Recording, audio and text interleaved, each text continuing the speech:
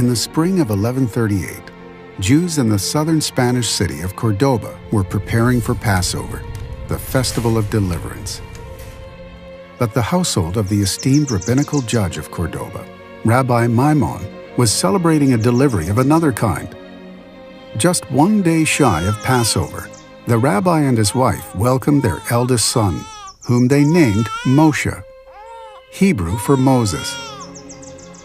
Little did the rabbi know that he was destined to gain eternal fame through Moshe, for his brilliant child grew into the universally acclaimed scholar known as Moses Maimonides, or Moshe, the son of Maimon. It was a trying time for the Jews of Spain. The Almohads, a fanatical Islamic movement bent on establishing a caliphate, were gradually overrunning the Iberian Peninsula. Countless Jews were murdered, others were forced to convert, while many families fled Spain. Maimonides was 10 years of age when his family was forced to flee. They settled in Fez, Morocco, where his brilliant father shaped him into a Talmudic scholar of repute. He also mastered what we call chokhmah, which is the universal wisdom of humankind. He knew the works of Aristotle and Plato and their Islamic interpreters and so on. Maimonides also became an expert in astronomy and medicine. In 1165, the family journeyed to the land of Israel, but unable to settle, they continued to the large Jewish community of Cairo, where Maimonides married and settled down. He then devoted a complete decade, approximately from 1168 to 1177, to producing his crowning literary achievement, the Mishnah Torah.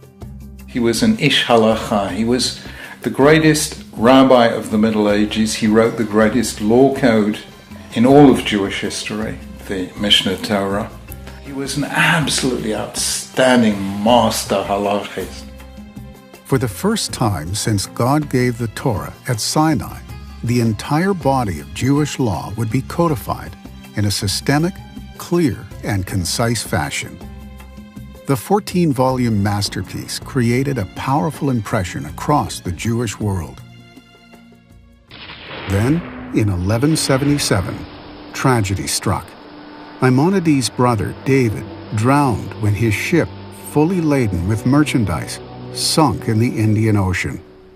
The brothers had shared a deep bond, and Maimonides grieved terribly for years.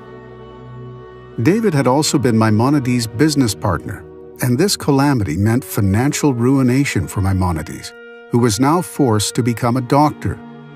His expertise soon caught the attention of the Egyptian ruler Sultan Saladin, who appointed Maimonides to the position of royal physician.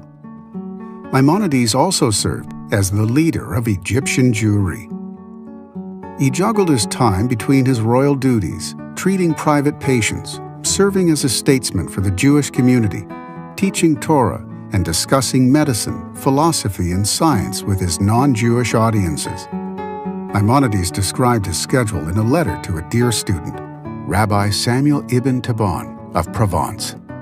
I live in Fastad, and the Sultan lives in Cairo. I must see him every morning to check on his health. As a rule, I am in Cairo early each day, and even if nothing unusual happens, by the time I get back to Fastad, half the day is gone. When I come home, my foyer is always full of people, Jews and non-Jews, important people and not, judges and policemen. I apologize and ask that they should be kind enough to give me a few minutes to eat. That is the only meal I take in 24 hours. Patients go in and out until nightfall. And sometimes, I swear to you by the Torah, it is 2 hours into the night before they are all gone. I talk to them and prescribe for them, even while lying down on my back from exhaustion. On Shabbat, the whole congregation, or at least the majority of it, comes to my house after morning services, and I instruct the members of the community as to what they should do during the entire week. We learn together in a week fashion until the afternoon. This is my schedule. His quill hardly saw any rest either. Jewish communities from distant lands sought his advice and rulings on Jewish law, and Maimonides felt compelled to pen yet another literary masterpiece to forestall a developing crisis in Jewish faith. Many Jewish scholars in the Arabic lands had been swept up in the newfound Islamic obsession with Greek philosophy. This left some Jewish scholars deeply disturbed by the apparent intellectual contradictions between contemporary Greco-Islamic philosophy and various precepts of the Torah. In 1191, Maimonides published a treatise that thoroughly addressed these issues from a philosophical standpoint, under the title Guide for the Perplexed. When Maimonides passed away in 1204, the entire Jewish world mourned his passing.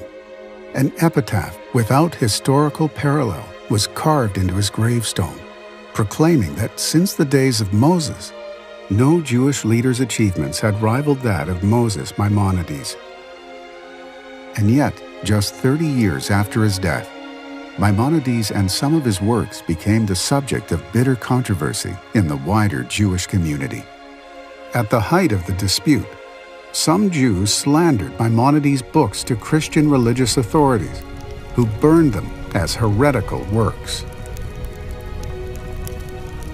Maimonides' son and his successor as leader of the Cairo Jewish community, Rabbi Abraham, penned a poem to mourn the burning of his father's sacred texts. How foolish are they who believe that with fire one can destroy books more precious than gold. These books are themselves consuming fire. How then can they perish in flames? Know, you who burn and your arrogant helpers, all is not as it appears. They went up like Elijah to God, and as an angel in the flame. How could one of Judaism's greatest scholars become the source of such extreme dispute? What lay at the heart of the Maimonidean debate? And how does this great debate of the 13th century continue to influence us today?